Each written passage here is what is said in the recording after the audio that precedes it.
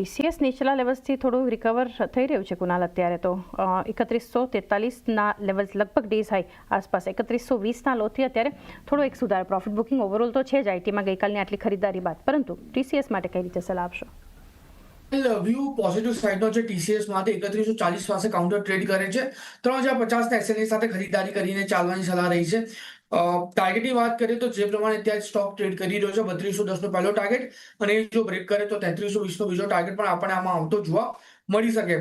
અને જે પ્રમાણે અત્યારે ઓવરઓલ કાઉન્ટર ટ્રેડ કરી રહ્યું છે 21 MA ની ઉપર, એટલું જ નથી જે રેન્જમાં મોમેન્ટમમાં સ્ટોક ટ્રેડ કરતો હતો એનું પણ આપણને આ કાઉન્ટરમાં બ્રેકઆઉટ આવતા જોવા મળ્યું છે.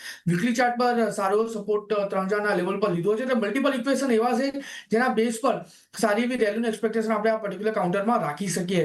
અને ખાલી ટીસીએસના બીજા હતા આઈટી કાઉન્ટર્સની બી વાત કરીએ, ઇન્ફોસિસની વાત કરીએ, વિપ્રોની વાત કરીએ, એ બધા કાઉન્ટરમાં ક્યાંક ને ક્યાંક એક પોઝિટિવ રેલી અત્યારે આ લેવલ પર બનતી જોવા મળી રહી છે.